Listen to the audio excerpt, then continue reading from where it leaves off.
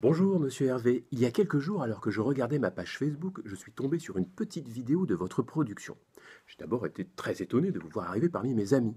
Puis je me suis rendu compte que vous aviez payé pour sponsoriser votre vidéo, et c'est pour cela qu'elle arrivait sur l'écran de mon ordinateur. Par curiosité, je l'ai quand même regardée, et je me suis rendu compte que vous y racontiez bien des choses erronées. Et ceci malgré toutes les informations et les rapports auxquels vous avez eu accès en conseil ou en commission.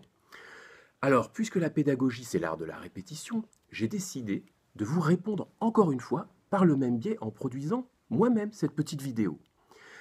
Et elle reprend mot pour mot vos propos. Alors, allons-y monsieur Hervé, commençons par le commencement. À Brest, la ZAC de la Fontaine-Margot a commencé à s'urbaniser. Et dans ce contexte, la ferme Traobian voit son avenir avec inquiétude, car elle exploite des terres agricoles dans le périmètre de cette ZAC. Cela nous rappelle un impératif.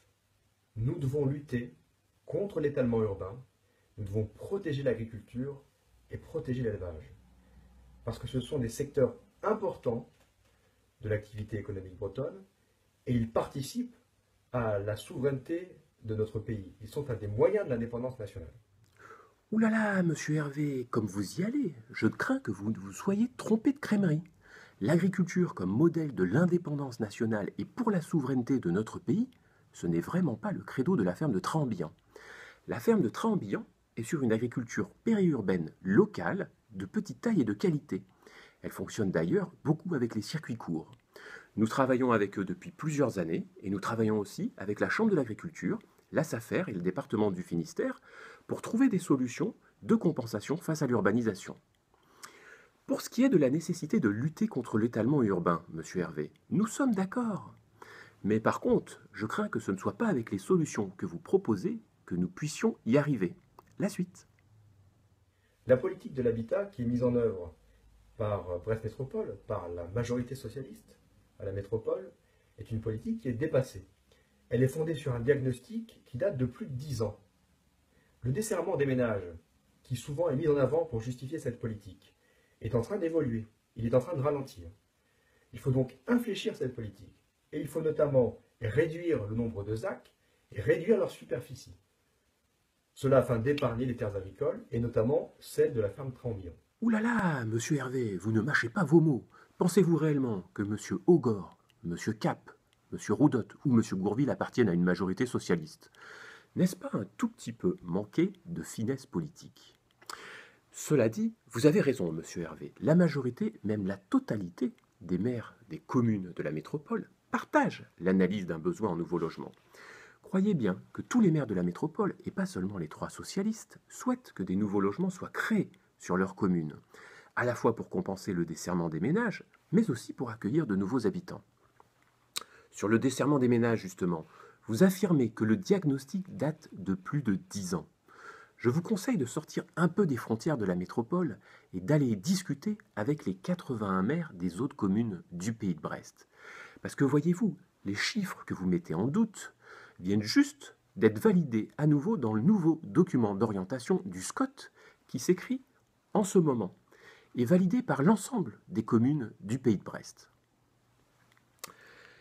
Et si nous ne produisions pas cette nouvelle offre de maison, comme vous le suggérez, croyez-vous un instant que les jeunes ménages qui souhaitent devenir propriétaires renonceraient à leur projet? Eh bien non, monsieur Hervé, nous habitons encore un pays où les gens sont libres de leurs projets. Et s'ils ne trouvent pas ce qu'ils cherchent sur la métropole, les habitants iront tout simplement voir ailleurs. Et croyez bien, monsieur Hervé, que tous les autres maires du pays de Brest les accueilleront bien volontiers. Mais vous oubliez encore un léger détail, monsieur Hervé. Sur la métropole, nous produisons de l'habitat dense sur nos nouveaux quartiers. Ainsi, pour produire 100 logements, nous n'utilisons que 4 hectares, quand il en faut près de 10 aujourd'hui en moyenne ailleurs sur le pays de Brest, et pour accueillir exactement le même nombre de ménages. Alors, vous qui êtes un fervent défenseur de la lutte contre l'étalement urbain, je vous pose la question. Où est-il plus pertinent de construire ces 100 nouveaux logements? À Brest, sur 4 hectares, ou ailleurs, sur 10 hectares? Sur le pays de Brest, nous travaillons avec les autres intercommunalités pour trouver cet équilibre qui correspond, dans les faits, à des attentes et des projets différents. Mais ne croyez pas que diminuer nos axes sur la métropole fera baisser l'étalement urbain. c'est seulement mathématiquement l'inverse. Mais ce serait aussi se tirer une balle dans le pied, puisque cela interdirait à des jeunes ménages de venir habiter la métropole. La suite. Nous devons à présent nous concentrer sur la réhabilitation du bâti existant dans les centres, dans le centre-ville de Brest. Il y a 2500 logements vacants sur la métropole. C'est un indicateur du potentiel de réhabilitation. Nous devons l'exploiter et, s'il le faut, inventer de nouveaux dispositifs. Ouh là là, monsieur Hervé, vous semblez fâché avec les chiffres. En octobre dernier, madame Malgorn écrivait dans son fanzine Sillage qu'il y avait 6000 logements vides sur la métropole. Et aujourd'hui, vous affirmez qu'il n'y en aurait plus que 2500. Je vous rassure, monsieur Hervé, madame Malgorn a tort. Il y a en effet 2500 logements de vacants sur la métropole et non 6000. Depuis le début du mandat, madame Malgorn sort des chiffres de son chapeau. Alors, il y a un an, nous avons décidé de faire une étude sur la vacance structurelle. Et ce sont bien 2,3% des logements qui sont concernés. Un chiffre qui est d'ailleurs dans la moyenne par rapport aux grandes agglomérations de notre taille. Ces logements vacants se situent majoritairement dans des immeubles privés d'avant-guerre et ils sont souvent trop dégradés pour que des personnes puissent y habiter. Face à ce constat de la vacance qui semble vous préoccuper, monsieur Hervé, je tiens à saluer votre sens de l'initiative et de l'innovation. Vous nous apportez votre solution. Il faut inventer de nouveaux dispositifs. Je dois avouer que votre réponse politique m'est apparue un peu courte. Vous nous avez alléchés avec une savante démonstration, et là, je suis un peu déçu. Parce que voyez-vous, des nouveaux dispositifs sur la métropole et sur la ville de Brest, pour la rénovation urbaine, eh bien il y en a depuis des années. Grâce au travail de la métropole, depuis les années 2000, près de 100 millions d'euros ont été investis sur des projets publics comme privés à Saint-Martin, pour accueillir ou maintenir 1000 habitants sur le quartier, et notamment des familles. 100 autres millions d'euros ont été investis sur le quartier de l'Europe, à la fois pour requalifier l'espace public, mais aussi diversifier l'offre d'habitat. Aujourd'hui, nous poursuivons le travail commencé sur le quartier de Recouvrance, avec l'arrivée du tramway. Nous menons depuis 5 ans une opération d'amélioration de l'habitat, et depuis l'an dernier, nous avons reçu le soutien des financements de l'Agence nationale pour le renouvellement urbain. En 2016, nous avons réussi à faire reconnaître le quartier de Bellevue comme quartier d'intérêt national, là aussi pour bénéficier d'importants financements qui permettront de faire du renouvellement urbain sur ce grand quartier. Et enfin, nous travaillons sur le Haut-Jaurès et sur Quirinou, justement sur ces questions d'habitat dégradé que vous pointez. Je vous passe évidemment tout le travail que nous réalisons sur le plateau des Capucins et qui renforcera l'attractivité de la rive droite. Et puis, vous parlez de dispositifs nouveaux. Je vous rappelle que la plateforme de rénovation énergétique Tinergie fut l'une des premières initiatives réussies de ce genre en France. Et depuis l'année dernière, nous bénéficions à ce titre d'un financement d'une enveloppe de près de 5 millions d'euros issus des investissements d'avenir. Cet argent ira directement aux habitants qui feront des travaux sur des immeubles du centre-ville par exemple. Voilà donc de nouveaux dispositifs concrets qui aideront les familles à se maintenir en centre-ville et les propriétaires d'immeubles ou de logements à rénover leurs biens pour les remettre sur le marché locatif. Et le mot de conclusion maintenant. Nous devons faire revenir des familles dans le centre, des familles qui participeront au soutien de la démographie et qui participeront à l'animation du centre-ville. C'est un impératif. Limiter l'étalement urbain, préserver l'agriculture et l'élevage et se concentrer sur la réhabilitation du centre-ville. Alors oui, monsieur Hervé, nous sommes d'accord. Nous devons faire revenir ou maintenir les familles sur le centre-ville. Et comme vous pouvez le constater, nous nous y employons avec des dispositifs et des projets bien réels.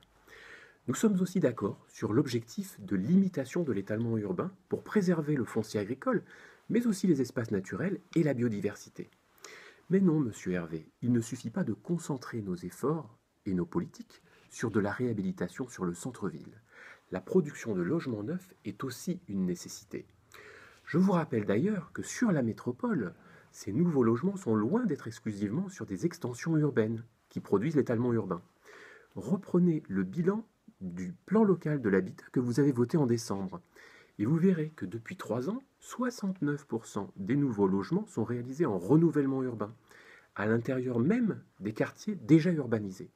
Mais tout ne peut pas se faire ainsi. Et pour produire suffisamment de logements individuels et accueillir de jeunes familles, nous avons besoin de ces nouveaux quartiers.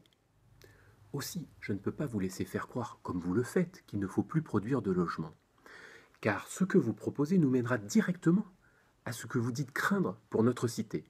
C'est la garantie d'une perte d'habitants, c'est la garantie d'une difficulté pour nos commerces, c'est la garantie de fermeture de classes dans nos écoles.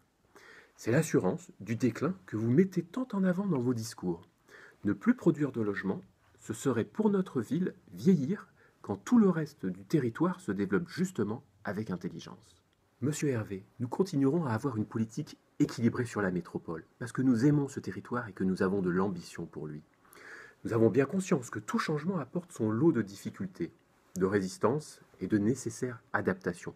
Et nous serons toujours là pour accompagner ces nécessaires évolutions. Mais diffuser de faux chiffres, ne pas expliquer la réalité des mécanismes à l'œuvre, et pour finir, vouloir mettre Brest sous cloche, cela ne sera jamais notre politique, monsieur Hervé. Bon, bah ça c'est fait.